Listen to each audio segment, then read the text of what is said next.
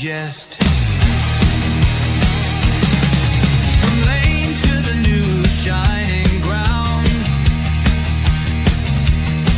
echo chants where the legends are found. Heroes carved in the heart of time, we march on through grit and grime. Oh Tottenham, Tottenham till I die. Raise the banner, let it fly. Through the rain, through the fire, this is my club, my only desire.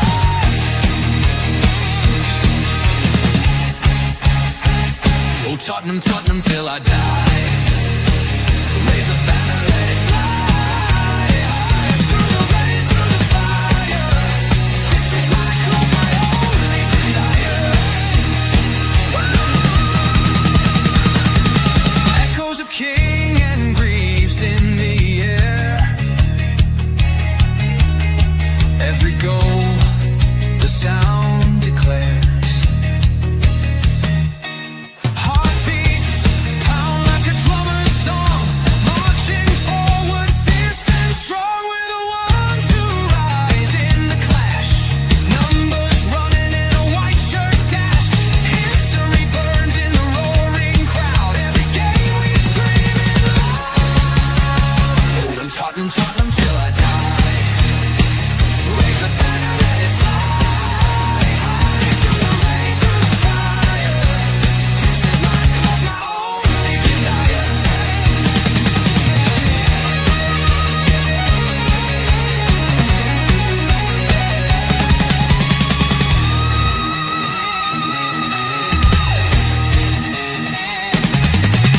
We're the ones who rise in the clash.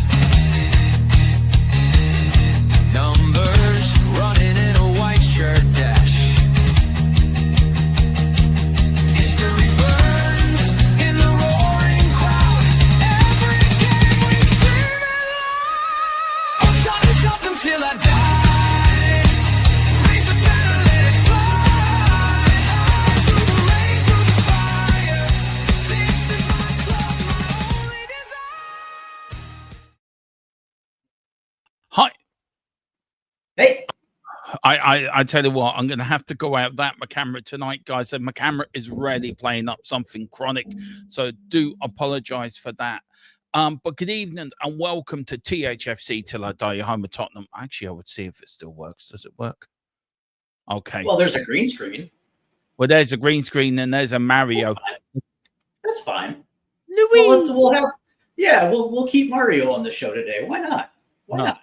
It's being blurred. There you go. He's being a blurred. There you go. He's going to How be dare kicking you? out. How dare you disrespect Mario like that? Don't Good worry, I'm going to Lord. be setting up my Switch later and bouncing around, eating magic mushrooms and everything going. No, I'm not. Do not tolerate drugs on this channel. We do not say that. Although good that evening, would be fun though. That would be fun. You know, a couple of mushrooms and playing like Mario Kart or something. Yeah. That would be I'm saying fun. nothing. I am absolutely saying jack all on that subject. My camera is really playing up. It won't link up to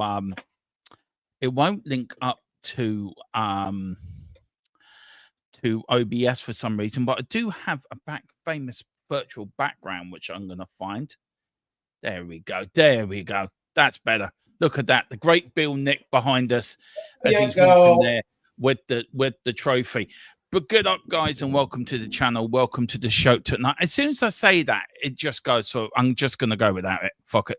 Right. Big up to guys, everyone. Welcome. Welcome to Levy wants the Premier League title. Yeah. Okay. But join me on this magical mystery tour as we sort of sit in the octopus's garden under the shade is the man from Detroit City, Rock City. Of course, he doesn't live in Detroit. He actually lives in Michigan. It is the one and only. He likes to proclaim himself as the American Hotspur, but we all know him as Big Steve. How are you tonight, sir? And how are you enjoying your day off? I'm enjoying it quite a bit, man. Got a nice little fresh haircut today. Had to go to Costco, so all that was good. But I will say this for you, Dermot, that indeed I do live in Michigan, but I live in Flint, Michigan. But Detroit also is in the great state of Michigan as well too. So Oh, is it? it's all the I same. didn't realize that. Huh? Yeah, the Motor City is it's in it's Michigan's biggest city. The home of Motown, Michigan. That's right. The home of do you know what? I don't mind some Motown. I do like Motown music. I really do, actually. I have to say. Yeah, give me the Four Tops and Smokey Robinson all day long. Yeah. Just very quickly before we get on to football, isn't that where Diana Ross started with the Supremes as well? Correct. Yeah. See, Correct. I know my Motown. stuff. I know my stuff. Mm-hmm. Yeah, Barry Gordy. I think Barry Gordy started Motown Records in like 1962. I think. Yeah, I think could be something wrong about along that. them lines. Mhm. I tell you one thing though, I was listening last night while I was going into Gory sorting out a new phone for myself today. And big up to the people in Vodafone who actually helped me out today. So big up to you, Vodafone, Good. for doing that. I was listening on the way back, and I usually put on a playlist on Spotify in the car on the way back, and every sort of music comes up. And I'm a big fan of Smokey and the Bandit. I love the film, love Jerry Reed, but I love Burt Reynolds as an actor anyway. I think he was a really underrated actor. He really was. But there's a couple of Jerry Reed songs I really love. And one of them is Angus Moses. Now, that song is absolutely brilliant. And I think, if I'm right, Metallica did a version of it. Now, I like Jerry Reed's song, but Metallica's version is very good as well, by the way. So big up to Metallica. I think they did a version of also of what's the name of the song? It was done by Thin Lizzy. Done by the Dubliners as well. What was it called? There was a very obscure artist that was on Motown Records, and I think he might have been a 1 or 2 hit wonder. His name was Jimmy Ruffin. I know Jimmy Ruffin. Dock in the Bay. And he sang. Yeah, and he also sang "What's Become of a Broken Hearted." Yeah. Which, which is absolutely, me personally, I think it's one of the best songs that ever came out of that Motown era. Oh, what was the name of it? I can't remember the song. The Dublins and Thin Lizzy do it, and I'm really ashamed because I've been an Irishman. Can remember it. Listen, maybe we may do an odd one stream somewhere. You, me, Steve, do a music hour, which I think would be excellent. We might do something on that. We might actually start a music YouTube channel, you and me, and just dedicate it to music. But let's talk about the mighty Spurs. Again, apologies for no camera for me. We'll fix it, and it will be fixed and sorted by tomorrow's streams. Big up first in. Tequila's won it. He's won the trophy. I don't know what he's won, but he's won the trophy anyway. Don't fall for it, guys. Don't believe a word he says. Levy. We will get into that. We've got David Clark. I did see your response, by the way. I was just about to bring it up till I saw the last bit, and I went, no, I ain't doing that. That was a Steve response. That was a Steve response. Yeah, it was. I thought I ain't bringing that up. We've got David Clark. Hi from Leicester. Liverpool just completed a record signing. They did, and there's even making. I know we are going to get into it, David. I agree with you. Yep. Tequila saying Dirty Dermo. Yeah, well, you've heard of Dirty Dancing. There's the film called there is not a film called Dirty Dermo, though, because I've just opened myself up to tequila and having a field day with that. Big up to the man himself, the legend. The man is on the Mount Rushmore of Tottenham Hotspur, THFC till we die. Famous people. This man is a legend, and I'll say it and I'll say it again. Any man that can chuck a TV out the window because Ian Walker made a mistake and then quickly have to go buy another telly and get it spot on before his missus gets home from work, I tell you what, I think you're a legend just for that alone. Big up to you, sir. But it says, Dermot, good evening. I beg to ask a question. If we had been relegated and win the Europa League, would we be playing Champions League football? Yes, we would, because we've qualified as an outright. We have qualified. I think. And UEFA wouldn't retroactively take away the Champions League. Unfortunately, that is the rules based on UEFA competition. That if you win it outright, you get Champions League play for winning Europa League. So regardless, even if we had been relegated, that's still we'd be the only championship I think in the long time to be playing Champions League football. Yeah, in the championship. Yeah, for sure. Let me just blur my background. Hopefully the camera you will go. stay on a bit more perfectly now. You guys can see me. Yeah. Also, on Crystal Palace having problems going into Europe because of their owners own two club. I don't know how they're going to fix that. Well, what's going to end up happening? Well, so here's the thing, right? It's not the. This is the interesting thing about Crystal Palace, right? And this is not a situation where they're primary owner. Yeah, their primary owner. I think his name is Steve Parrish, right? So the issue with so it's Steve Parrish, Josh Harris, David Blitzer, and Robert Franco are the actual primary owners of Crystal Palace, with Jonathan Texter being the minority. And of course, it's Texter that owns. I think he owns a with Eagle Football. I think he owns a Brazilian side, and then I think he owns another European side. The one of the things though is that the majority owner of Crystal Palace, they just own Crystal Palace. So I would like to think that when it comes to their involvement with Europa League next year, that either John Texter is going to have to split, or they'll figure out a way where it's like, listen, there is no interaction as far as transfers goes between these teams. So there's no conflict of interest. So do you think Crystal Palace will be fine and they'll I would hope so. I would do hope know so, what because winning the FA Cup is something that teams outside of the top of the Big Six and in the Premier League rarely win. And so it was nice seeing Newcastle win the League Cup, and it was nice seeing Crystal Palace win the FA Cup. And quite frankly, Jeremy, they earned it. They've earned it. They did. They've earned the right to be in the Europa League next year. Do you know what? And they should not be punished. No, they shouldn't be. Look, I think Forest will win the Conference League, and I think Villa will win the Europa League. I really do. I think Forest have got a great chance to win that Conference League. I really do. But look, that's more when we do our podcast and we talk all things Premier League. And I'm looking forward to that, because there's loads of little nippets being left down about the Premier League, and it's something great to get into. But big up Wilton, and great discussion actually come out of that. So please, do hit the like button, do hit the subscription button, do hit the memberships as well, because don't forget, Sunday we have our first ever member show. I don't know what time that's going. I've got to sit and talk to the guys yet what time that goes out, but it will be put into the members chat on WhatsApp. If you become a member, you also get automatically added into that members chat on WhatsApp as well, where you do get some exclusive news from our sources. You get to hear about it first, guys.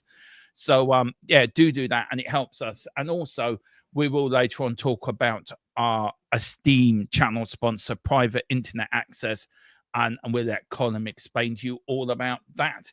Big up to David Clark, Motown Music, everything else, just noise. Look, just very quickly on this, David, look, I'm from a different generation, I say from you, music-wise. I mean, I like Elvis, I like the Beatles, I'm very much Duran Duran. I very much love me 80s, 70s, and 80s music. Oh, yeah. Simon Le Bon, baby. Yeah. Duran Duran. Girls on Film, one of the greatest pop songs of the 1980s. Yeah. Period, point blank. I tell you one thing also, very much, I love listening to 70s and 80s stuff. I love 60s music as well, actually. Some good music in the 60s and 50s as well. Absolutely. The birth of rock and roll. You got Elvis, you've got all the other stars that come out in the 50s and 60s and 70s and the Bee Gees and all that. So, yeah.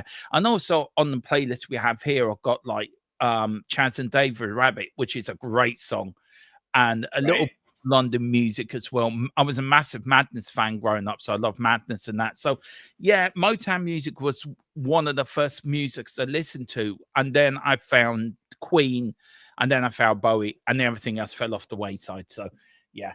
Big up to Mr. Bowie. I love Bowie, and I love Queen as well. Had the opportunity Bowie twice. No, saw him live 3 times, Bowie. Never saw Queen live, but I saw Bowie live 3 times. And I love Bowie. I think he's a genius. That man's a genius. Big up to Wilton. I watched the last home game, and I was so disappointed that we were like, do you know what, Wilton? We rarely ever expected to win against Bournemouth, to be fair. I think even... I mean, me and Steve said it beforehand. I think before the game, we didn't expect to win, did we? We knew the players were still pissed up from the Europa League, But even when we went 4-1 down, the fans started singing when the Spurs go marching in. I mean, Right. look, I know Ange's been sacked, and I know you shouldn't look back, but how much of that goodwill nature do you think Thomas Frank can sort of tap into with the fan base? Because we are going to talk about Daniel Levy tonight, and that I don't know if you've seen the video yet of his first date after video of him and Venny. Whoever decided to do that needs firing now, because I watched it again today. It is so cringy. It really is. Oh my god, dude! It's like the way that Daniel Levy was looking at Vinay. It was like, dude, he looked like he fell of the "I want to suck your you know what" tree and hit every branch on the way down. Right? He's like, dude, the look that was in his eye. It was pure romance. It was pure romance, and it was like, God damn, Daniel, aren't you married, sir? Aren't you married? Yeah. Big up the Wilton. Love to hear what Philip thinks. Philip's on holiday from today. He's gone to France for a few days. I don't know if it's good luck to Philip or good luck to France, one or the other. Let's hope there's no international breaking news when Philip's away. You know, Mr. Brady caused havoc in France, a bit like Del Boy talent. It's nicking the satellite dish from the end of Gatwick Airport and bringing the whole European airport line to, if anyone watched Houses, Bulls and Horses, you would get that thing. What's the point? FC evening, big up. What's the point? We've got David says farewell to the lonely sound. Jimmy Ruffett, #1. Yeah, great song as well. Have we signed any children today, Dermot? As far as I know, no, but we do have information for you. We do have some big news. Any of the Spurs news from my source is going across the bottom, guys. So you got all the latest news and little bits that I picked up as well. Big up the column, FTN column. Please do go over to 5-tier podcast if you can as well. And also give the United agenda. The Manchester, I think it's called the Manchester United agenda, or the Man United agenda. Do give that a look, guys. I've been in there a few times. Really lovely people in that show. Really welcoming. We're gonna try to do a show with them before the start. A bit of fun. Definitely going to do something when we play Man United, and hopefully they'll come on to our Premier League podcast as well and talk all things Premier League. They're a great bunch of guys over there, and as you know, Colin and Rebel will be making appearances on here as well as the season go on. Colin, they have not left. Colin's just going to work more in the background, but he will pop on from time to time. Hey, Colin, I just got to let you know that I Was Made for Loving You was one of the worst songs that Kiss ever released. Yeah. It is. It's like a mix of pop and disco. It's just not good. It's not. Sorry. If you like good cover songs, I Was Made for Loving You by Kiss. Listen to the cover done by fellow Donny Boy Youngblood. Even the members of Kiss love it. Do you know what? I'll give that a listen. And I'll tell you one thing, Colin. You're not a bad singer yourself, as our intro music does provide. That is Colin. That is Colin doing that. Big up to John 68. Big up Dermo. Isn't Levy just trying to fool the fans with his so-called ambition to get more seasons? Yeah, I think so, Giant. I do agree with you. Big up to Keeler. He says Simon Jordan used to own Crystal Palace. You know, I didn't know that. Not sure if you ever mentioned it. I love Simon Jordan. I have to say, I do like he's straight down them. I have to say, he can be so controversial at times, but I love watching them. Him and Jim White, what a combination.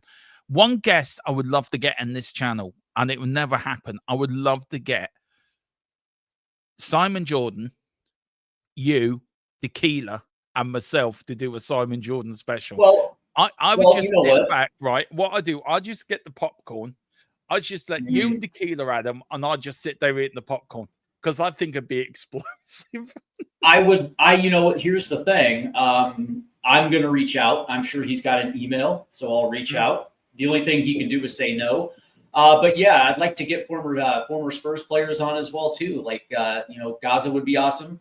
Maybe even see if Jurgen Klinsmann might want to come on. That would be pretty cool. I do know. We've had Steve Perriman and Mickey Hazard on. I've reached out to both again, and I think I'm waiting to hear back from Mickey.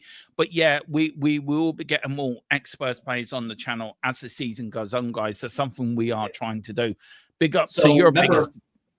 Remember to make sure that you grab your memberships as well too, because when we do get these big guests, they're going to be members only. There's 3 different tiers of memberships. That fits your budget as well too. So as you mentioned earlier, Derma, it's not just the membership, but what the membership includes: breaking news, but also access to shows that when we do get on a big guest. Absolutely. And also during the season, there will be members only pre-game thoughts as well. Either it's with me and Steve, or James or Steve, or me and James. There will be also members only. And also, guys, with the predicted lineups and all that, that will all be members first before it goes live to non-members. So you guys will get a lot of content this season, plus the members only shows as well. After every game, you get a chance to come on and talk about that game.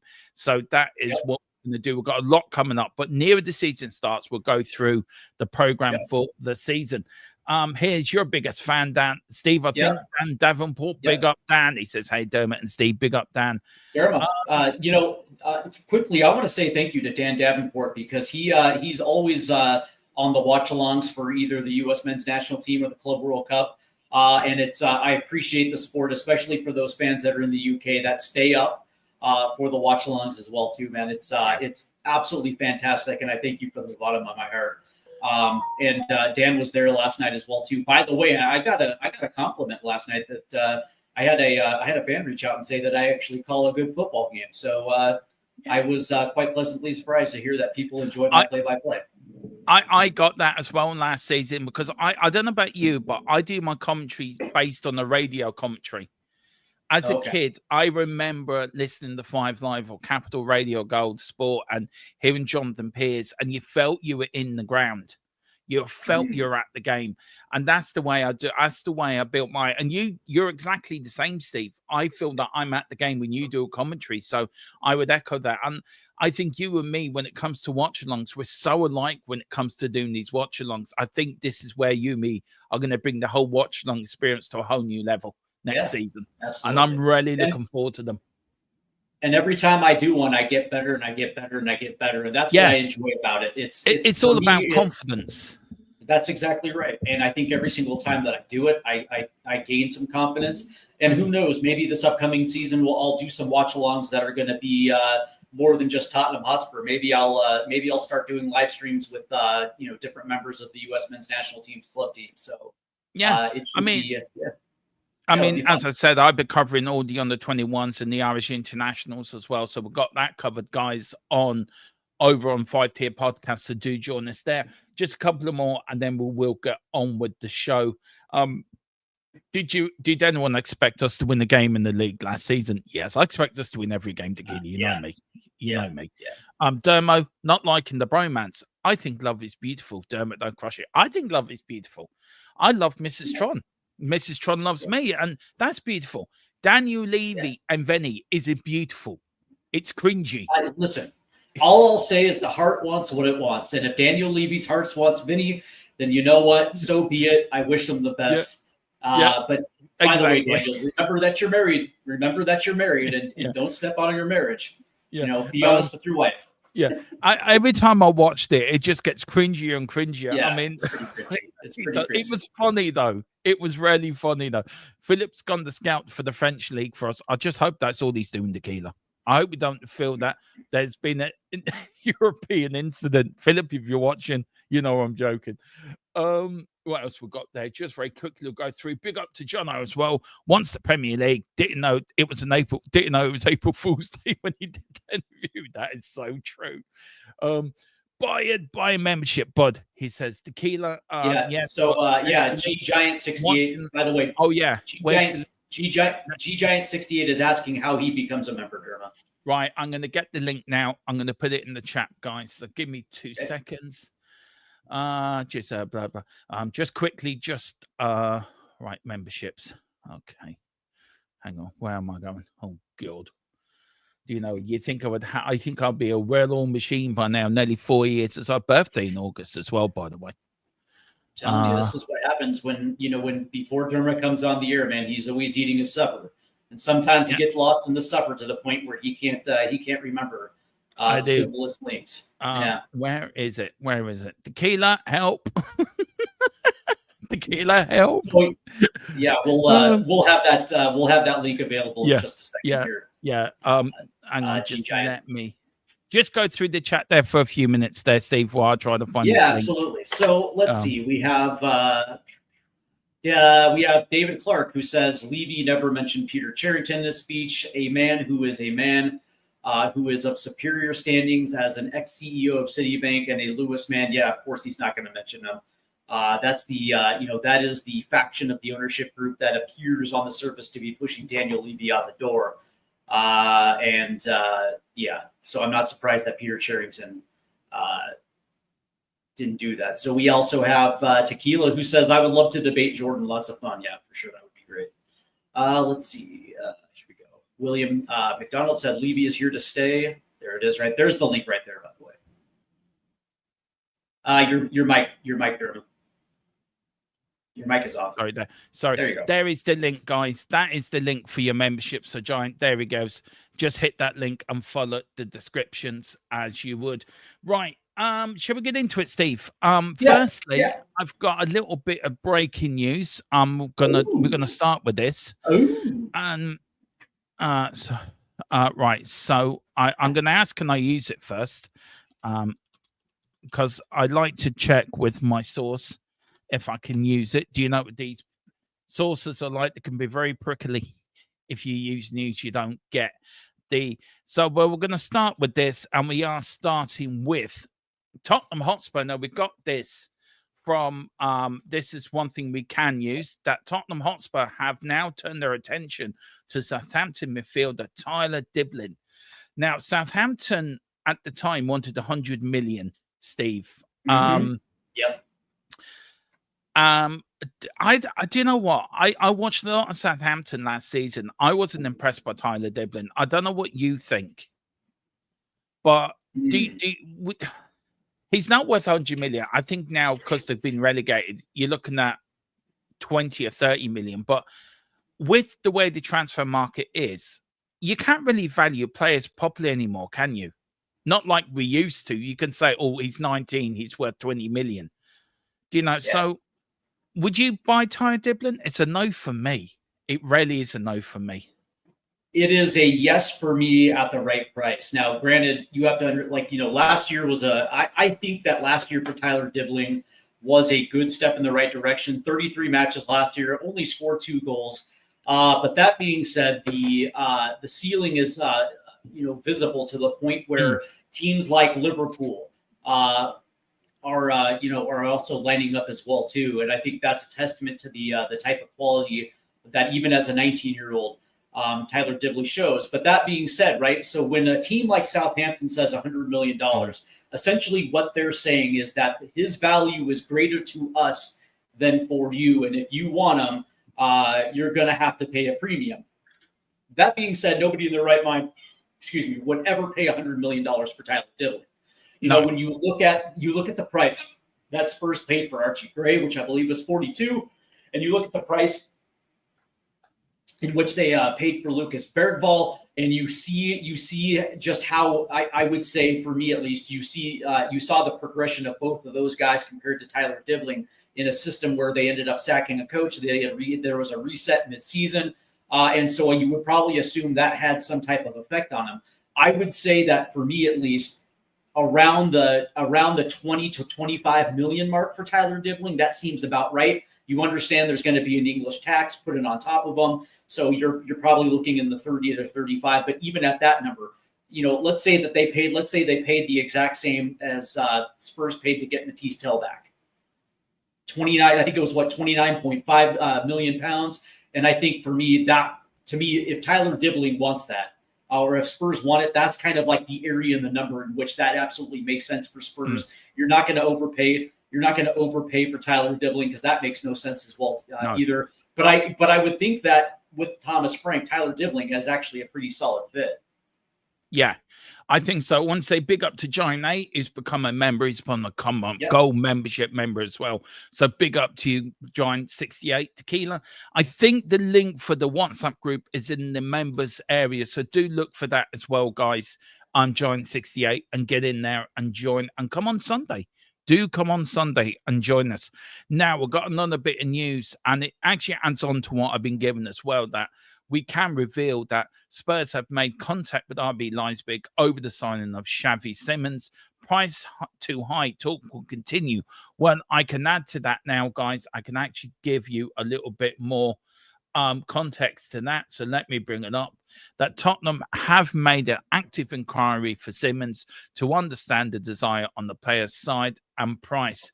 This, for me, is a no-brainer. Get this man in at any cost. I think for me, that would be one of the best players to get in the summer transfer market. I love watching him last season for RB Leipzig. I thought he was very good. Do you know, Tottenham will come to an agreement with them. They will come to a middleman. Do you want this in now before preseason starts, or do you think this one might? I mean, I've been told nothing is advanced at this point. This one could drag on to the rest of the season. That's fine. The rest of the window, as long as they get him. Yeah, as long as they get him. Yeah. Xavi Simons is one of my favorite central attackers. The crazy thing is his natural position is at the cam, right? The 10 position. And me personally, I would rather have Xavi than a guy like Eberici, who I absolutely love as well too. But Xavi Simons, obviously, one of the best Dutch center attackers, and he's a pivotal member of that national team as well too. And I think playing in the Bundesliga for as long as he has, I think he's ready for that jump to the Premier League. I think he's absolutely ready for that jump to the Premier League. What I like about Xavi is, even though that he's essentially a 10, he played a couple seasons on the right side for RB Leipzig, right? So he has that fluidity, he has that tactical fluidity, and I'll be the first one to say that his delivery and his ability to ping balls in the box from that right-handed position, right-sided position is absolutely world class. He's got a world class foot. And I will say that if it was between me getting Xavi Simons versus even a guy like Brian Mbemo or Eberici, I'm still taking Simons. I think Xavi Simons is a legit world. I think he's a legit world class player. And if you can get him for 85 million pounds, it's a no brainer. Yeah. And I read today, it was even mentioned on We Are Tottenham TV that Mbemo, I never get his name right, so I will get it right eventually. Yeah, that he does want Tottenham. Apparently, that's the rumor going around now. He wants Tottenham. Now, he was dead on the go to Manchester United. Now, we know he is a Man United fan. I just have this inkling feeling, and this is just my gut tone. Maybe Colin can contradict me in the chat and maybe give me his side of it as a Manchester United fan. But I think Thomas Frank is the deciding factor here. I think if he's enjoyed playing under Thomas Frank, he's enjoying playing. Maybe he wanted to move because he knew Brentford would never get into Europe, and he's moved to a club that is getting to Europe. But Thomas Frank has gone to Tottenham. We're in the Champions League. I'd be very surprised if he doesn't end up at Spurs. I really would be.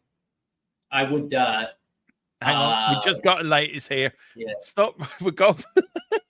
I did ask for Colin. Stop reading this crap. He ain't going to United. At all. He's already agreed personal terms with United and wants to go to United. Well, there you go. That wait a second. So stop reading into shit. He isn't going to United, but he's already agreed to personal terms with United? Or are you saying he's not going to Spurs? He ain't going to Spurs. That's what I think we meant to say. He ain't going to Spurs at all. He's already agreed. Fair enough. Well, here's what I will say. Here's what I will say, man. Money talks and bullshit walks. And if Spurs come over the top with a last minute offer that actually gets close to what he wants, his wage demands, which is 200,000 pounds a week, maybe the heads might turn. But that being said, being able to get a guy like Xavi Simons is a statement of intent. And that's one of the things that I think this club absolutely has to do this summer. And Dermot, you're absolutely right. Number one, coming off the backs of a Europa League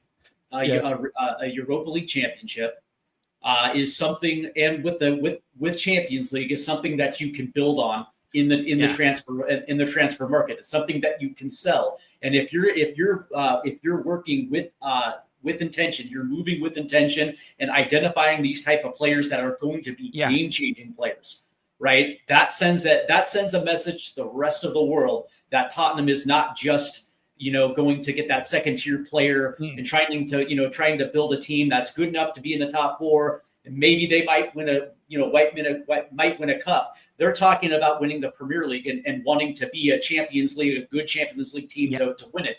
And getting a Xavi Simons is a direct message saying that, we're not just lip service. We're actually trying to do this. And it sort of balls on to what Danny Levy said, wasn't it? In this sort of, whatever you want to call it, I want Premier League, I want Champions League.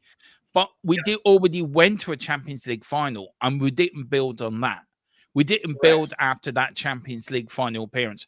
We had a chance to win the league under Pochettino, and we didn't build after finishing third, where we should have won that league. That league was ours to win, and we blew it because we didn't do anything in January. Leicester, and to be fair, we were fighting the rest of the Premier League. Everyone else wanted Leicester to win it. Only us wanted it. And then we had the Battle of the Bridge and we finished second. But why is he saying this now when we've had opportunities in the past to buy players like Xavi Simons, to go out for players like Mboni? Like, we've got this one from Ben Jacobs that's come in as well. That Bournemouth valuation, let me take that down. Valuation of Antonio Simone is clear. They want more than 55 million plus 10 million. I'd say in add-ons. Spurs paid for Dominic Solanke 65 million plus package required. Otherwise, Bournemouth have no plans to sell. Do you think he's Daniel Levy's now saying, right, I made that mistake before. This is only now me trying to, look at it from Daniel Levy's side, and maybe you might disagree with me. I think you will, but my point is that maybe, okay, I made the mistake on the Poch by not building on that success. I've now got this chance again. I'm going to do it differently this time. And we know there's investment coming in. Whenever that investment does come in at some point, do you think Daniel Levy's now a changed man, that maybe he is ambitious now? Now, I do want to win Premier Leagues. He's got the taste of winning. He's got the taste of winning this major European title. Or am I just being totally deluded? It totally took him by the cringy video, and he's not ambitious at all, and it's all BS. I mean, am I looking at it wrong? I take the pessimistic view when it comes to Daniel Levy, because we know Daniel Levy's true colors, and it is business and business only. And one of the things that I will say, though, is that I think we saw last year, especially when things were really not going good, and you saw all the protests outside Tottenham Hotspur Stadium as all those fans were coming up the high road to the stadium. And it wasn't just an isolated protest. It seemed like that protest was going on for like at least 3 months. And there was a lot of negativity when it came to Tottenham Hotspur, because it wasn't just what happened last year. It wasn't just in isolation. This is built up frustration from the Poch era, when we got so close, and then we went 3 straight summer transfer windows without buying anyone, without getting one through the door. And so and then it was the failures of Mourinho, failures of Conte, Nuno, and now Postecoglou. Their Tottenham season ticket base is not happy. And it's like, yes, we won a trophy, all that's great, but the one thing that you don't want is uncertainty when it comes to your season ticket base, because that is the bread and butter for Daniel Levy, and he has to protect that, right? Well, now you're in a situation where you go out there and you bring in Thomas Frank, who is at least optically gives you the sense of stability. But that being said, you also want to make sure that you're building off of what we just accomplished with the Europa League Championship. And so, you're going to want to at least give him an opportunity to succeed, at least to be able to be a top 5 team again. But that being said, in order to do this, in order for him to not just make this lip service, Dermot, is actually buying with intent and actually actively upgrading your squad, because as you know, that the cost of winning goes up every single season. It does. The cost of winning continues to rise, and if you're not willing to match that, then you're going to be an also-ran. And I think Daniel Levy looks at this and says, if this team becomes an also-ran, we're going to lose a lot of money. and that's kind of a non-starter. So I think their backs are against the wall to a point now that they have to put up or shut up. Yeah, and I think they do have to put up and shut up, and I think they have to put up. I mean, we won't accept that. I mean, they sacked Ange because we had such a dreadful league season. Yeah, but Steve Perriman said back in the 80s that once they won the FA Cup, they were halfway there winning their second trophy. Now, this is such a golden opportunity. We have a chance to win the Super Cup as well, which PSG lost against the Brazilian side quite shockingly in the Club World Cup yesterday. And do you know what I mean? I think Tottenham have a chance to win that Super League. I really do. I really believe we can win that. I really do.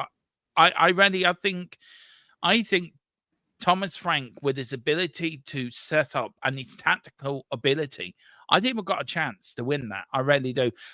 This is from the Spurs web. Tottenham are linked with Eze and Granincho, Crystal Palace and Manchester.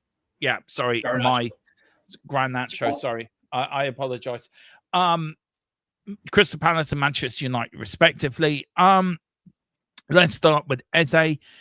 It got on to say Ben Jacobs has exclusively informed Spurs web that Palace ideally want to keep their star man for one more season, although that well-reported 68 million release clause does become active this summer. Now, where would Eze, do you think, we need Eze? And I know he's doing the T there, and it's more like a cross, looks like a T. I think Eze's only destination is Tottenham. That's where he wants to go. 100%. That's where he wants to go. 100%. Do you think we paid the 68 million release clause, or do you think it might be 58 plus add-ons? If you were looking at it, how would you do it? First and foremost, I would inquire to see if they can get a price that get him on a price that actually makes sense for Tottenham. But that being said, a $68 million release clause, to me, that's nothing, because you're talking about a guy in Eberechi Eze who is like on the surface is worth at least 15 goals a season. Yeah, and the technical ability that he has. Like, put it this way, right? If let's just say in a different world that Eberechi Eze was somewhere else in Europe and putting up having that same technical ability and putting up the goal contributions. That's a guy where he would probably draw the interest of like an AC Milan or a Barcelona or a team like that. But that being said, because he's with Crystal Palace, it's a little bit differently, right? And I just look at this and say, you're looking at a player who, in my mind, is a top 10 in the Premier League, and if you can get him for less than 70 million pounds, to me that's kind of a steal. The question is if they bring in Eberechi Eze and they bring in Xavi Simons, who's going to be number one? Who's going to be playing that second 10 position next to James Maddison in that midfield, right? Yeah. And then who's going to be on the right hand side? But it's also like how does Kulusevski fit into this equation as well too, where you're going to be able to navigate minutes for all three of those guys. You know what I mean? Yeah. But what I like about this is getting Eberechi Eze through the door, or even a Xavi Simons. This is what I like to call a good problem to have. Right. Yeah. This is a very good problem for Thomas Frank to figure out. It is. And look, I agree. Look, Colin is right to put me up on this. It says you're telling me he only wants Spurs. What if Madrid or Barca or Bayern come in? Look, they could come in, and them teams would pull them away. No problem. I get that. But I just think Premier League wise, I think he will go to Spurs. I really do. I think Wilton McDonald hits it in the net. Is it Eze would give Madders a kick up the backside to perform? Correct. And that's the point. Correct. That is the point. And then you look at Man City's greatest teams when they really were on top. They had two great players for every position. It wasn't just one player and a backup. They had two great players for every position. Right. And I think I was going to say, German, when you look at some of our deficiencies in the midfield last season, especially as the season was progressing to the second half, we were wide open through the middle, right? Defensively, we weren't aligned through the midfield, and even in the attack and the build-up and also on the counter. We didn't have any of those guys in the midfield outside of Bergfall. You could make the case that was actually playing with bravery. James Yeah, Madison was not playing brave. And I hate to say it, man, and Betancourt at times were not playing brave until we got to the latter stages of the Europa League. But outside of that, you know, this is the type of guy that you want in your midfield, either taking over James Madison's position or playing next to him as that secondary 10. 100%. Then that begs the question. Then before we get on to come on your Pers and the Garancho bit of speculation from the Spurs web as well. Do you build your midfield around Bergville then? Do you build your midfield around him? Because he's the future. So do you say, right, Bergville, you're my number 6, you're my man, I'm going to build it around you. And I think that's the way to go. I think Thomas Frank has to do that. I think you get rid of Basuma. Yeah, it's a good problem to have, though. It's a good problem to have. It's a very good problem to have. Because if Spurs bring in Kyle Walker-Peters to play the deputy to Pedro Porro, that's going to leave Archie Gray to develop at his natural position, which is the 6. So you're going to have Betancourt, Bergvall, and Archie Gray battling for that starting position at the 6.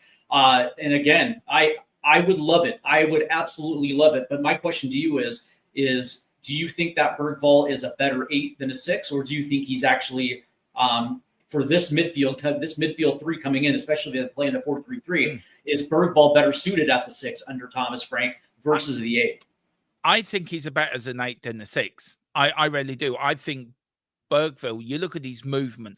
I described him last season as a young Glenn Hoddle. Now, I know a lot of people said, oh, Dermo, you're getting delusional again. You're going back to, as Dave likes to call it, the Second World War for me. When I start talking about the 80s, he says, you're going way past Granddad. That's what it's a bit of a joke between me and Dave. But you know, to the comment right here, come on your curves. You know, the only reason why Crystal Palace would want their money up front so they can actually replace the player that's going out the door, right? But that being said, I don't think it's necessarily done that way. You know, that transfer money is always going to be spread out throughout the duration of a contract. So me personally, if Spurs were able to give them like 15 to 20 million up front and then extend the rest of it, I think that might be good enough. To go back to your question, I just think Bergville for me is a better number 6 because of his movement, because of his passing range, and because of his intelligence in that midfield. He's very much a player that knows what's around him. He knows what his vision around him is absolutely exceptional. And we saw that in a few games last season where he ran that midfield. And you looked at Betancourt, always says Betancourt brings calmness to the Tottenham midfield.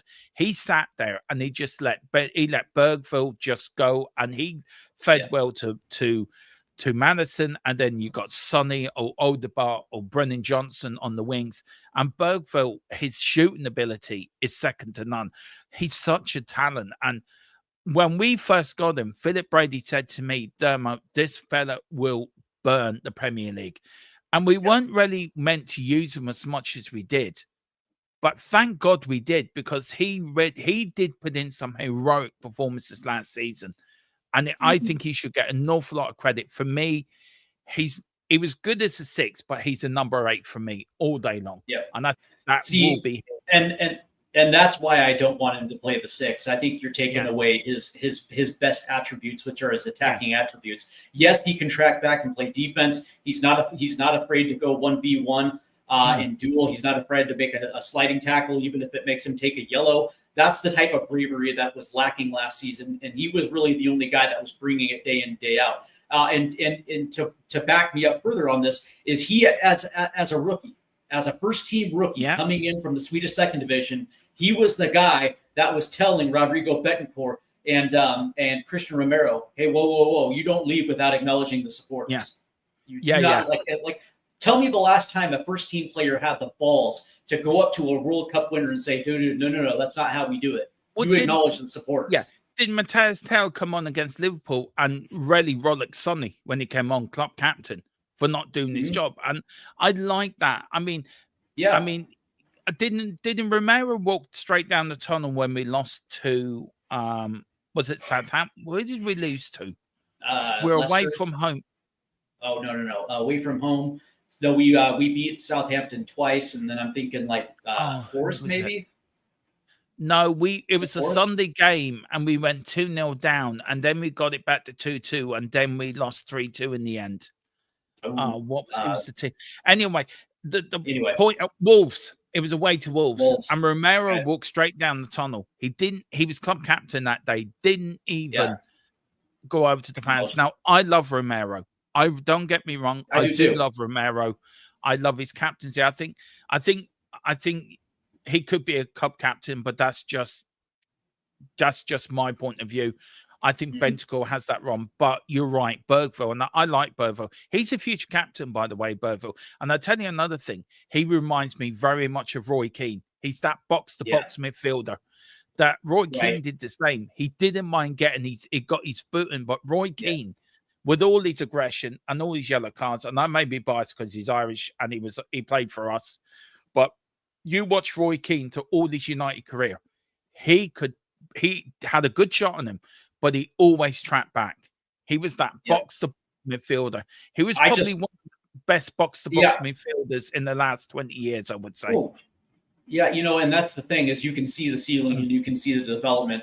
But that being said, I would love to see him develop as a 10 because I actually think that position would suit him. But that being said, if that means that Xavi Simons or an Eberichiesi come through the door, and you also have Kulusevski at that position as well, you have three what I consider slam dunk first team team 10s, and so that would leave them at the 8 if they're going to go with an 8.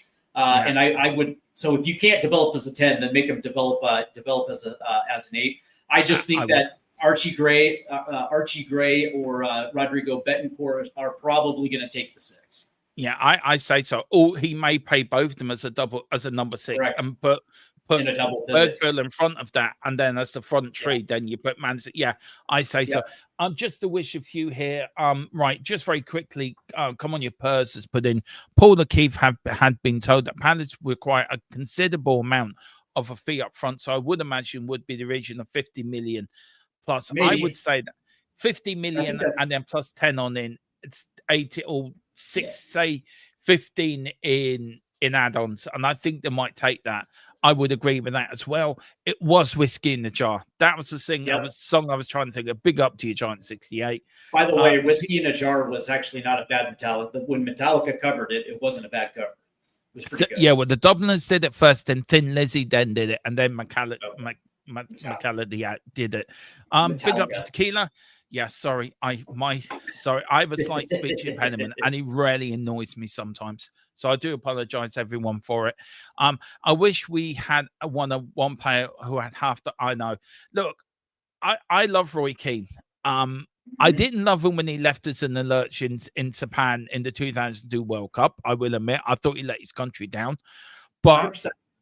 But he didn't. And he had standards, and he had Man United standards, and us as a national team should have kept them standards. So I could see his point why he did what he did.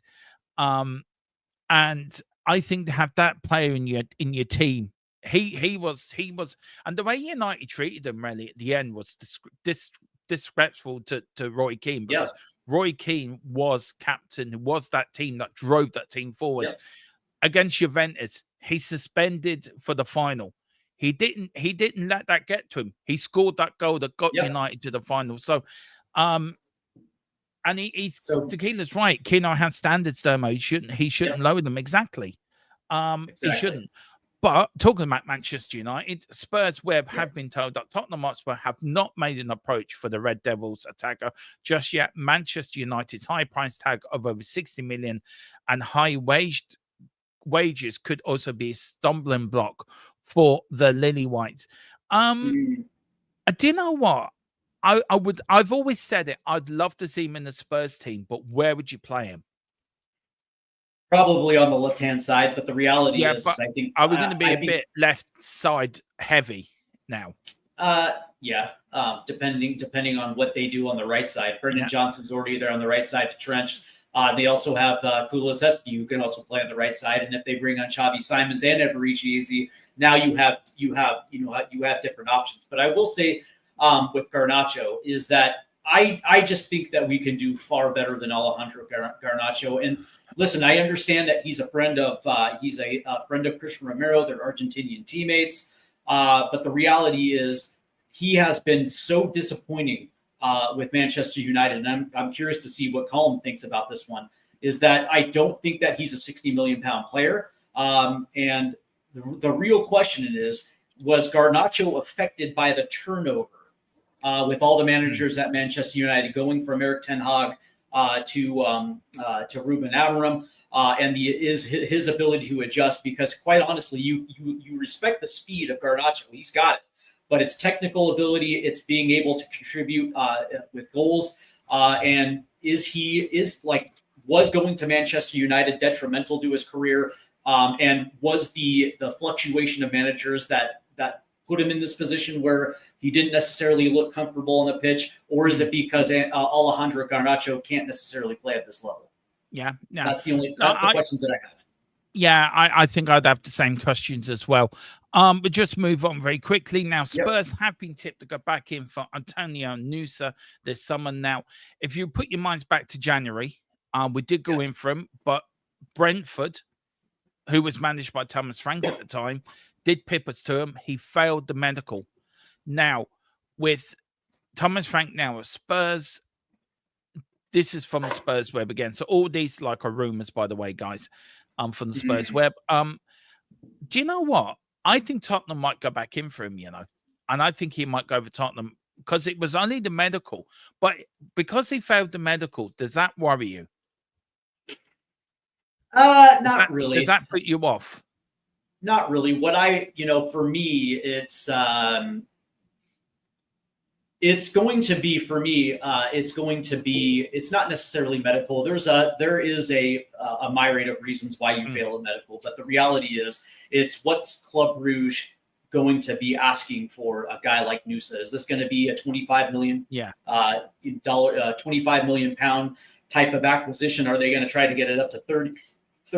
And he's 20 years old, a pretty solid left winger, but the issue is are you going to bring in Nusa to be a part of the rotation at the left wing? Because it's now Matisse Tell, it's going to be Wilson Odeberg, you still have Sonny, and it's like, if you bring him in, is this a developmental signing? Is this again one for the future type, or do you think that he's able to jump in and actually make contributions, maybe in early cup matches, maybe even early Champions League matches? Like, why are you bringing him in, and what's going to be his role? For me, more so than the medical, for me, it's going to be, and I think it was a knee injury, right? It was that the issue? It was his knee, yeah. Well, Jazz says if his knee's better, it was his knee at the time. But you're talking about the left-sided, Steve. Also, that Saudi teams are pushing hard to get Son over to the Saudi Pro League this summer. Now, I've always said Sonny should leave on his own terms. But if Sonny's going to leave, I want him to leave in front of the home crowd before he does. I think he needs a proper send-off. But I would agree. If Sonny does decide to go, and he says, right, I've done what I've wanted to do. I've won a trophy. I spent 10 years here slugging away at this club. Good times, bad times. I'm now going to put myself first and then a bit of extra money. I'm not saying footballers don't own money, but I want a little bit more to see me settle for the rest of my life. Can you see him go to the Pro League, or do you think Sonny sort of... I don't know how I put this, but Sonny has a very much of a moral compass that will probably stop him from going there, or probably ending his career in South Korea. Do you think that would be? Do you think he may end up in the Saudi Pro League? What do you think? I think his moral compass won't let him do that. I think he's that sort of person. I think that, number one, you're absolutely correct. It should be a public send-off where right outside the Tottenham Hotspur Stadium, where they unveil a statue for Sonny, because Sonny has earned the right to have that statue next to next to legends. But that being said, I think this is yes, I guess you can say this might be up to Sonny, but this is also has to be in consideration with Tottenham Hotspur as a football club, right? You have to make the best decisions for your club. And I always say this, Dermot, it's better to let a player go 1 year early instead of 1 year too early. Yeah, exactly. Because if you're still able to get a transfer fee of 60 million pounds Yeah. or plus. And if there's a Saudi Pro League team that comes in for 65 or 70 million pounds, then you have to do what's right by your football club. And if that means that he gets to go to Saudi and make $25 million a season, then God bless you. You'll be there for a couple years, and then you can eventually go back to South Korea to finish up your career. But I guess the question that I have for you is, does he want to stay with Tottenham for the 2025-2026 season? Because it is a World Cup year. You know what I mean? Yeah, I think he does. I agree. I think he does.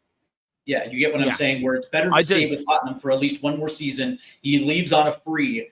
But that being said, he also gets to prep himself for the World Cup in 2026 with South Korea. And I think also with the Super Cup coming up as well, it gives him an opportunity to win the second European trophy at Tottenham. And Spurs have never won the Super Cup, as far as I know, in their history. So that would be the first team to do that. No, I think what happens, Sonny is a legend. As much as we all love Harry Kane, and Harry Kane should deserve all the plaudits, he's our leading club goal scorer. He's a legend in himself. I think Sonny is more of a legend because he stayed. He had opportunities to go in the past, and he didn't budge. He believed that we would win a trophy. And to see him lift that trophy back in the back house in May, and you're wondering, Harry Kane's watching that, and he's just lifted Bundesliga. And you're thinking, okay, you may have won a trophy with Bayern Munich, but it's as part of Harry Kane thinking, if you sold your soul to get it, right? Your soul was with Tottenham Hotspur. And you're absolutely right. When you think of Gareth Bale, Luka Modric, Kyle Walker-Peters, the former Kyle Walker, who was with Manchester, Walker, who left. A lot of these guys left to go to bigger clubs and were able to win trophies. But Sonny was the guy and said, no, dude, my commitment is with Tottenham Hotspur. My loyalty and my commitment is right here with this club. And my mission is not accomplished until we get that trophy. We get that elusive trophy. And he stayed. And you know what? Maybe he didn't do himself any favors by staying, because if he would have left, maybe he wins 4 or 5 trophies in his career. But he stayed because it was important, not just to him, but it's important to the supporters that deserve to see a trophy. And he finally delivered this season. So you're absolutely right, man. His legendary status is he solidified. And he was so modest, wasn't he? I don't consider myself a legend until I win a trophy. And that was so modest. I love Sonny. I really love Sonny. I really do. And there's a lovely picture of him taken at the end of before the Bournemouth game or after the Bournemouth game, of him and Graham Roberts, both Spurs captains, both European captains there, that both lifted the UEFA Cup. And it was a lovely picture. And I think Sonny deserved it so much. I think all the players deserved it, but Sonny more than ever. And you're talking about Bale, and you're talking about Modric, and you're talking about players that have left, Kyle Walker. To go back to Daniel Levy and go back to what this show's sort of all about, and we are giving you a bit of transfer news while I'm doing that, is sort of to add in what this show's about. I mean, you look at Gareth Bale, Tottenham were offered 100 million. You couldn't really turn it down, and Gareth Bale wanted to move. Lukas Modric, he had a gentleman agreement. I'll stay at Tottenham for an extra season if you let me go to Madrid at the end of the season. No player's going to turn down Real Madrid, whoever you are. So I think players like that. Now, Kyle Walker's a different thing because he went to Man City, and that's a different kettle of fish altogether. And I agree with you. I think Kyle Walker should have stayed with us, but he went where the trophies were. He went to where maybe he saw what was coming down the line with Daniel Levy, not back and botch in the second season then after the Champions League. So you can't really blame him for that. But Bale and Modric, I think but they still left, though. Yeah, they're still left. They're still left. But I think Modric, he won a trophy with Tottenham. He won the 2008 Carling Cup, I think, with Spurs. I think, he did, because Modric played. I think he did. I think Kyle Walker. Here's where I'm just going to say this real quick, and this is why I respect Sonny, because when it got hard, he stayed. When it got tough, And when it got hard, and it seemed like it was maybe a fruitless endeavor because it's Tottenham, and we just don't win trophies. You know, he easily could have jumped, right? And that's why to me, that's why I look at Harry Kane differently. Because when it got tough and when it got hard, he left. He tucked his tail between his legs and he went running to Germany. Yeah.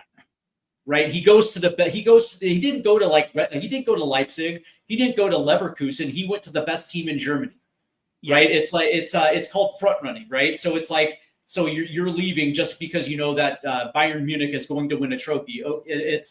And to me, that's what taints Harry Kane for me. I love Harry Kane, and I'm very grateful that he was a Tottenham legend in his own right. But when the chips were down and when it got very hard for him to stick around with all the coaches coming in through the door, he bailed. He bailed, and Sonny was looking at the same problem. He said, "You know what? I'm staying. This is where I'm at."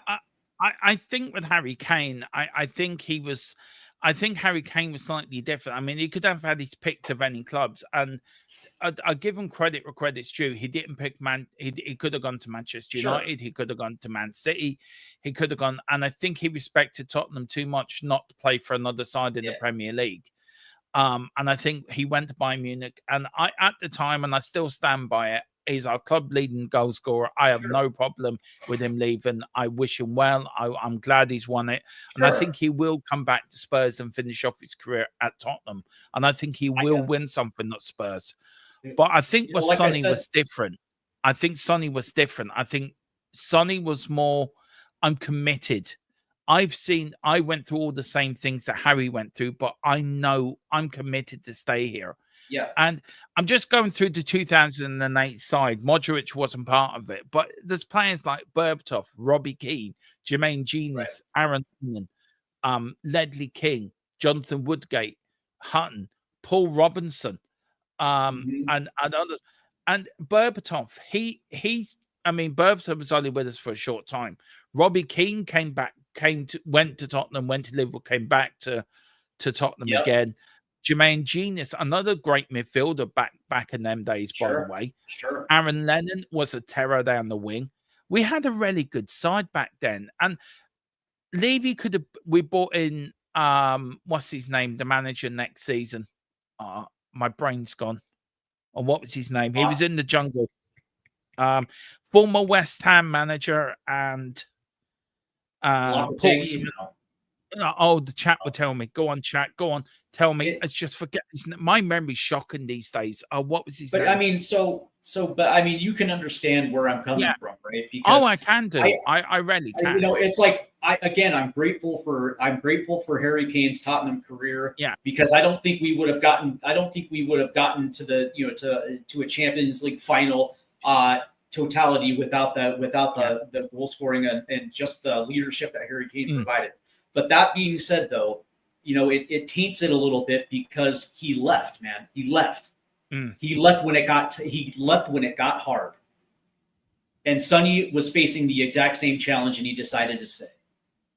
Yeah. And that to me, I give credit to that because you didn't run away. You didn't. No, I agree. Back down. You didn't back down from the fear. So I'm just saying. No, I agree. I totally agree, and I agree with you. Sonny, Harry talking about Redknapp, by the way. Harry Redknapp was him. He was never backed either, by the way. He was never, and he should have been backed. And Harry Redknapp took it to the first ever Champions League as well. We've had so many great managers that Levy hasn't backed. Big up to Erwin. He says, "Hi everyone. Sorry I'm late." Jazz Fusion says Levy Welchton needs agreement on block Kane to City. He wanted trophies and Shearer's record. Kane threatened to go to Chelsea in revenge. He's scary leaving sound somewhere he could win something. Big up to Catherine Spears as well. Big up Catherine Redknapp. Big up to you, Catherine. Welcome. What's up, Katie? We want more Spurs female fans to come into this channel and also get involved. So do like and subscribe, Katie. Go on. Just not Donna Cullen. Anybody but Donna Cullen. You like Donna Cullen. You miss Donna Cullen. Come on. Until I found out what was really going on, and then I was like, nope. Yeah. Nope. See, So they sucked you in. But big up, yeah. Catherine. Great to see you in. Do and become a member, Catherine. Become a member and get on and get all the new members shows that are coming up. Now we're going over to Football London. Of Yep. course, that is where Ali Gold works. Yep. He says Tottenham handed brand new marquee GUI transfer deadline after Liverpool bid. Also, Football London always saying that Jack Grealish to Tottenham transfer update as key Man City decision made. We're just good, and that's it. That's all the news. So let's talk. Look, we've talked about the defense as well. Let's talk about Jack Grealish and what would he bring to a Tottenham midfield? Look, I like Jack Grealish because what I like about him is he's got a menace about him. Under the right manager, you look at him at Aston Villa. He was an absolute menace. You look at when he played for England in the 2020, it was supposed to be Euro 2020, but 2021. How many penalties did he win for England by being that little menace on the wing? His sort of attitude. His reputation does precede him. He is a bit of a drinker, apparently. He is a bit of a party animal. And I think once he went to Man City, I think his career stagnated, if I'm being correct, if I'm being truthful. I feel he could have been far better going anywhere than Man City. I think Man City have ruined him as a footballer. Do you think coming to Spurs would actually give him a new lease of life? And I think it will. I think it would give him, under Thomas Frank, I think Jack Grealish at Tottenham would be an absolute dream for us and a dream for him as well for a fresh start. 40 million. 40 million for me. That's a steal. See, the problem with his move to Man City is not only because of the transfer fee, but also the pressure. And he ended up being a squad player under Pep Guardiola. And then this last year he rarely played. What I will say about Jack Grealish, what I like about him is his left foot, his ability, his pinpoint accuracy on crosses, and his ability to separate 1v1. And his ability, especially if they're playing through the center of a park, and his ability to run on the end of through balls. Jack Grealish still offers Spurs something, right? My question with Jack Grealish, I actually think he would fit in with Tottenham Hotspur. Yeah, he would. I think him and James Maddison have a very good relationship as far as friendship goes. I think those two are close. And I think the ability to be on the left-hand side, playing that left wing position, would actually be a benefit for this club. And Jack Grealish still has the ability to score goals. And his ability, especially with his movement, when he drifts a little centrally into the box, he's still a deadly player. My question is going to be for how much. How much is Jack Grealish going to cost? Because if Man City are in that 80 million pound area, Jack Grealish is not that player anymore. He's not that 80 to 100 million pound player as he was when he left Aston Villa. He's more of like a 45 to 65 million pound player. And so the question is, well, number one, are they going to get him at a reasonable price? And then exactly what type of wages is he going to be asking for? Because he's not a 200,000 pound player a week type of guy. I mean, there was something in the article as well that they could be putting him out on loan, which would suit Tottenham down to the ground. Yeah, I would take him on loan with an option. Yeah, and then pay half his wages, so 150 grand each. And I think Man City would do that. His wages would be an issue, but I think on loan deal, and I think Jack Grealish would be that. But my question to you, Stephen, probably to the chat is, look, Erwin does say, to be fair, so was Gaza. That's true. Gaza was a genius, and so was Georgie Best. All these geniuses have a flawed side, but does his reputation for partying, does that sort of scare clubs away? And do you think Thomas Frank or Daniel Levy might be a little bit thinking, no, or Paratici, who's ever in charge of the transfer team? That's a great question. Or do you think Thomas Frank would say, no, I think I can do something with this player, bring him? So does his reputation precede him? but I don't think it should, because I think Jack Grealish is a very talented footballer that can I do offer too. something to Tottenham Hotspur, and I agree with you on that. I think he can. I think he can too. I guess the question is what are the expectations coming in? Is this going to be a situation where, both Paratici and Thomas Frank and Daniel Levy take him aside and say, "Hey, listen, man, we're not the type of people that tell you how to live your life when you're not at the training center."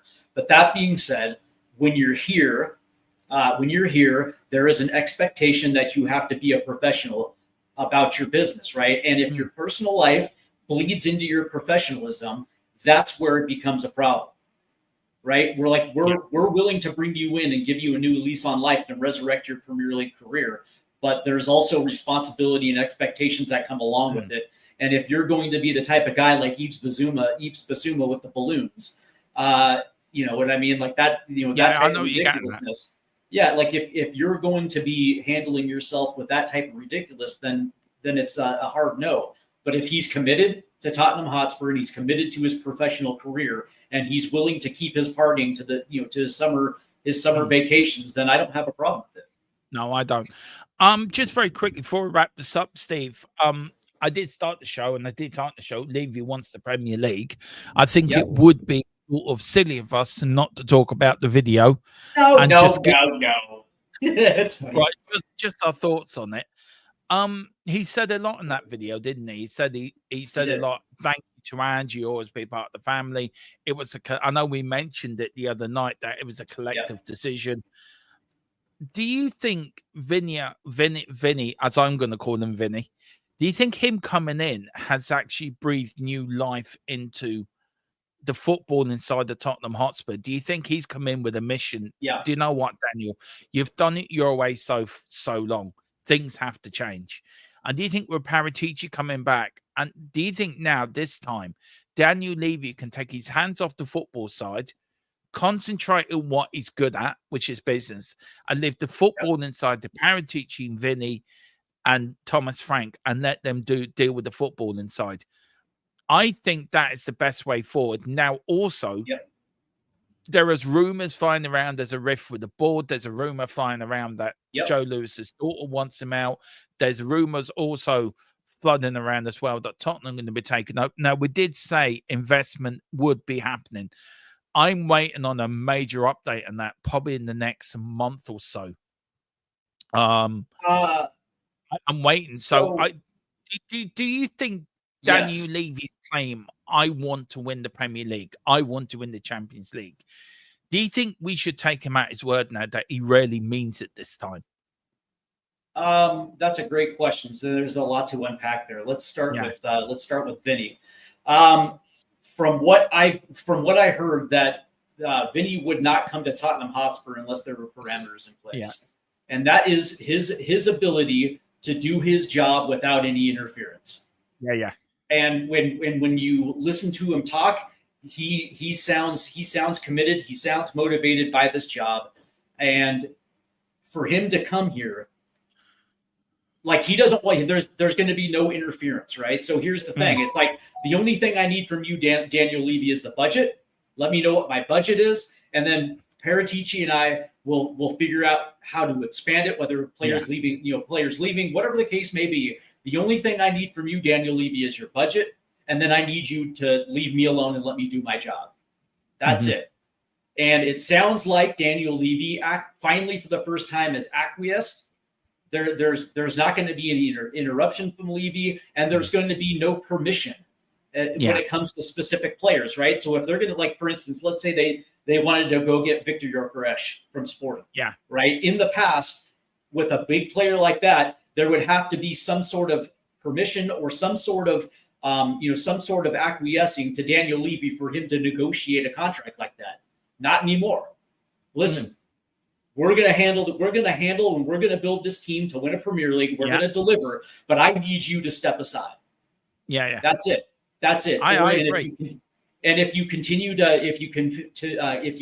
to intervene, I'm leaving, because this is not like that is, I can't have you continue stepping on my toes. That's number one. Number two, as far as Daniel Levy is concerned, one of the things that I got from that interview was that he sounded genuine. It Yeah, wasn't he like did. he was just saying. He didn't say it like some of the things in the past when he would speak. You can tell that it was complete bullshit, right? He was saying it because he's appeasing it. But when you looked at him, it sounded actually genuine. Like he's at that point where it's like, yeah, maybe I am all in on this want to win a Premier League or win a Champions League, whatever the case may be. And so it's weird for me because I'm usually pessimistic when it comes to Daniel Levy. Usually I look him at as a professional con man, a professional BSer. Yeah. But something about that interview said that he's excited about Vinny. He's excited about Paratici. And it feels like, it feels like to me that he's all in with this new football operations. Yeah. And time will tell if he's going to intervene, but me personally, and I hate to say this, I think it was a little genuine. But that being said, when it comes to Vinny, he just wants to do his job without interference. Yeah. And I think this is going to be a test of Daniel Levy if he can actually do it. Yeah. Wasn't he part of the Arsenal board that started the Arteta regime with winning the FA Cup? I think. Wasn't he part of that? I think he was. Yes, I think he was. Yeah, I think it was. This is sort of, I got this last night. It's before we finish off, but I want to say big up to David Shear as well, member for 16 months. Thank you, David, for your loyalty, for staying with us and always being in the chat. It's great to see you in there, Cobber.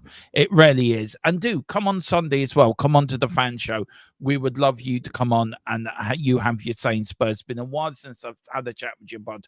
So come on, but big up 16 months. Thank you so much. It means a hell of a lot to us all here. So thank you so much for your loyalty. This is sort of unconfirmed, but Tottenham are looking around 150 million euro before sales for a transfer budget this summer. So, I mean, the show that we'll probably do, we'll put together over the weekend. We may actually look into that 150 million and what players we would sell and try to figure out where we need to strengthen. So maybe we'll do that over the weekend. Steve, you and me will do a show on that. But listen, guys, that is it tonight. Thank you so much for watching. Had a blast doing this show. I really enjoyed it, actually. Can I ask you a question real quick before we go? Of course you can ask me. Yeah, of course you can, man.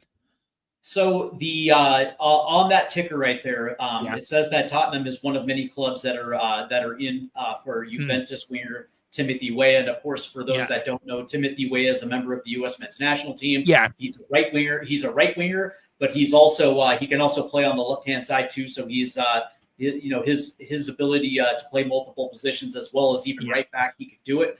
What I like about him is the fact that he's a grinder. Right, he's probably not going to come in. He's not going to come in to start. But starting with Tottenham, he would be a squad player. But he shows up every single day. He grinds and he actually puts forth the effort in challenging for starting positions. And I think that considering he's not a big name, it's not going to cost an arm and a leg to get him. And when of course, me, I'm the guy that wants Tottenham to go out there and get Christian Pulisic because I think he's a stud. But if you can't get Christian Pulisic. If you can't get Pulisic, Timothy Weah would not be a bad option as coming in as a squad player and letting him try to challenge for a starting spot. Do you know what I watched?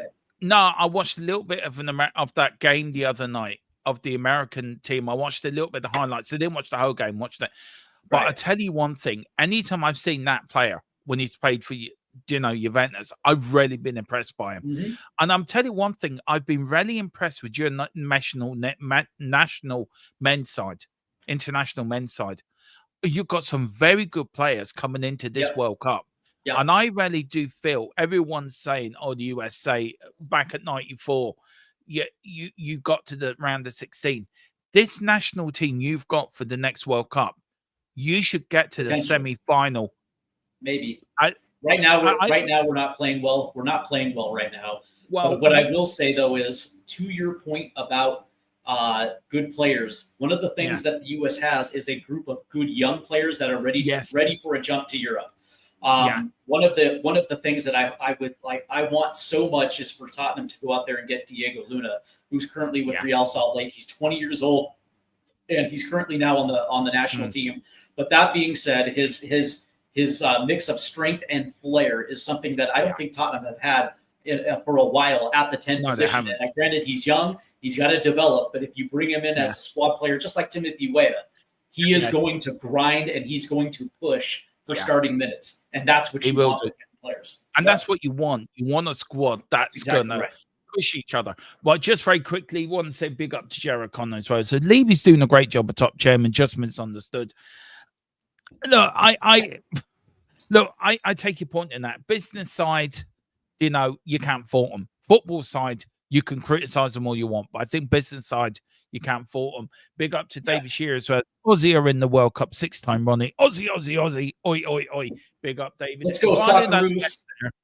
If Ireland don't get to the World Cup, I will make this say I will be supporting the United States and Australia in the World Cup. There you go. Do you know what would be? Do you know what would be poetic? Is that even in the interim, a short time going into the World Cup, that Ange Postecoglou returns to the Australian national team and coaches them in the World Cup. I can see that happening. I would love it if Ange returned. Yeah, I would love it if he returned, even on a short-term basis, to coach the Socceroos in the World Cup. I think that would just be so poetic. I can see it happening. David's asking, what's the layers on Mbui? He is going to Manchester United, and I actually just got this news in now, and that is confirmed. I actually did get this confirmed. Tottenham Hotspur never placed a bid of 70 million for him. Never did. So I just got this confirmed. I got it last night, and I was waiting on confirmation on it, and they never did, and I was shocked about that. But that's the latest I've got. Also, very quickly, Tottenham Academy, we're delighted to announce that Dante Casanova has signed a new contract with the club, which will run on to 2027. Congrats, Dante. Big up to you, sir. Congrats. Looking forward to following you on the under-21s when the new season here. And this is going to be a home of Spurs under-20 football as well. But guys, we're gonna leave you there. David says, rumors get clickbites. We never do rumors. We just deal in facts on this channel. And we've got a whole playlist of facts of breaking news that was true. Just look at the channel, David. You will see them and you know that. You know what we are on here. And he also said, it won't happen. Bridges burnt there with Ange. Well, you never know. You can happened. Yeah, you can smooth things over. Hey, Derma, quickly. Tomorrow. I was just going to say, I was just going to say, Steve, where can people find you? You need to let me know what the title of the show is tomorrow, sir. Yes, I need that. And we're actually going to be talking a lot about the transfer budget and the outgoing players. And so, tomorrow morning at 7:00 Eastern U.S. time, 12 o'clock UK time. I do believe Derm is going to be on the show as well tomorrow at noon. And we're going to be talking about the outgoings and just exactly how Tottenham is going to be able to expand their transfer budget. So that means Richarlison, Basuma, Josh Keeley, Jamie Donnelly, all those guys for me are on the table as far as outgoings, because the Spurs actually have to maximize their transfer budget this summer if they want to move with ambition. So we're going to be talking about that tomorrow. And then also I'm still deciding the weekend as far as watch-alongs go. I know that I believe Dan Davenport asked if there was going to be a watch-along for Bayern versus it was the Bayern Munich match. I have yet to decide exactly which match that's going to happen, but of course on Stateside Footy there is definitely going to be a live stream, I think sometime this weekend. I just have to settle one night, settle in on it. Yeah. But outside of that, head over to Stateside Footy and hit the like and subscribe buttons, because we are on a race to 1,000 subs. And for every milestone sub, there is going to be giveaways. So whoever's the 500th sub is going to get something special. And same thing with that on the 1,000 sub. So head over there to Stateside Footy. Let me actually grab the. Let me grab the link real quick. Yeah, put the link in there. Guys, I'm back tomorrow night again with all your latest Tottenham news. Also on Tuesday, me and Dave Harris at 1:00 are starting our new podcast. There, I'll bring it up there now for you, Steve. That is the link for Stateside Footy, our sister channel, our American sister channel, proud channel as well, to be linked with this great American person as well. Great American Tottenham channel. Absolutely fantastic. Look forward to being on in the morning. Me and Dave start our new podcast live on Tuesday, 1 o'clock. So join us for that. And me and Steve start a new Premier League podcast on Fifth Tier Podcast, the new home of Full Time Sports Network. Me and Steve are going to talk all things Premier League. So do join us for that. We will work out when we start that one, probably one next week. And also, guys, join Steve for one watch along. I may pop on and join him for one over the weekend, give him a bit of company. But again, thanks a lot, guys, for watching. Thank you for being with us. I've really enjoyed this one. I've enjoyed this show. It's been a good show, actually. I've enjoyed it. Absolutely. Whatever you do, come on, you Spurs, and Big Frank, we trust. We never. Kulusevski forever. Kulu forever. There you go. Yeah, Kulu, the mighty Swede. Lanes are far and wide, with the pride of the fight. On this journey we'll ride, with our passion.